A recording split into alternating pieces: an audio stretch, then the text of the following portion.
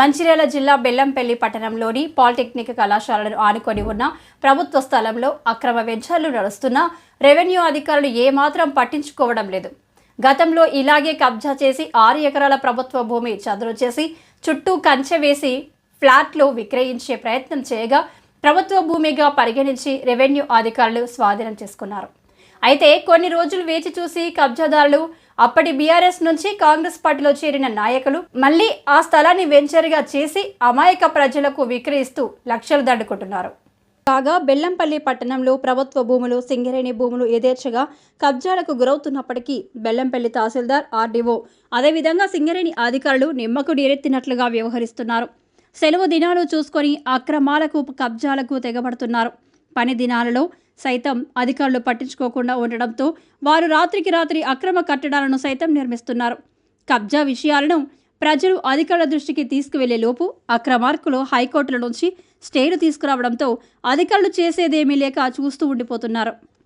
అధికారులు చర్యలు తీసుకుంటే ప్రభుత్వ భూములను రక్షించవచ్చు కానీ ఆ దిశగా ఏ ఒక్క అధికారి కూడా కృషి చేయకపోవడంతో అక్రమార్కుల కబ్జాల వెనుక అధికారుల హస్తం ఉందని పట్టణ ప్రజలు భావిస్తున్నారు. 2వ వార్డులో తిలక్ స్టేడియం వెనకాల సింగరేణి భూములు, ప్రభుత్వ భూములు ఉండగా సింగరేణి యాజమాన్యం, రెవెన్యూ అధికారులు సంయుక్తంగా విచారణ జరిపి ఏ భూములు ఎవరికి చెందినవో నిర్ధారించి వాటిని కబ్జా చేసిన వారిపై చర్యలు తీసుకోవాలని స్థానిక ప్రజలు కోరుతున్నారు. ఈ కబ్జాలకు స్థానిక ఎమ్మెల్యే గడ్డం వినోద్, పిఏలు ఆశీస్సులు మెండుగా ఉండడం వల్లే కబ్జాదారులు రెచ్చిపోతున్నారని స్థానిక వార్డు ప్రజలలో ఊహాగానాలు వెలువెత్తుతున్నాయి.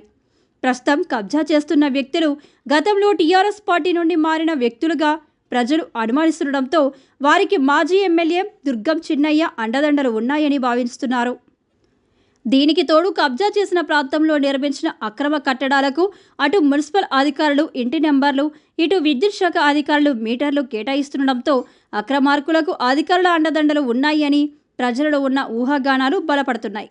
ఇప్పటికైనా ఉన్నతాధికారులు స్పందించి కబ్జాలకు పాల్పడుతున్న అక్రమార్కులపై, అదేవిధంగా వారికి సహకరిస్తున్న అధికారులపై పూర్తి విచారణ జరిపి కఠిన చర్యలు తీసుకోవాలని స్థానిక ప్రజలు డిమాండ్ చేస్తున్నారు.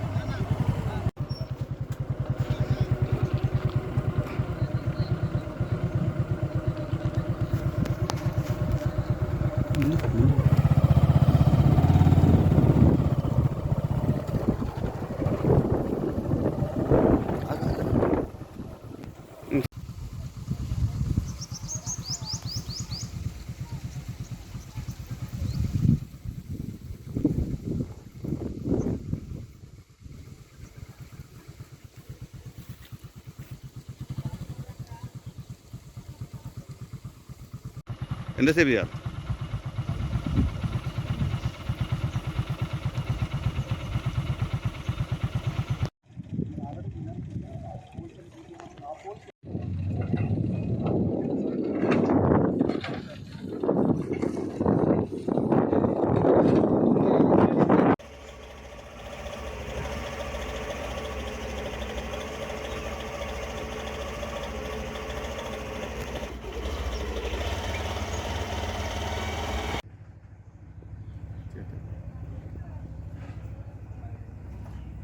ఎప్పుడు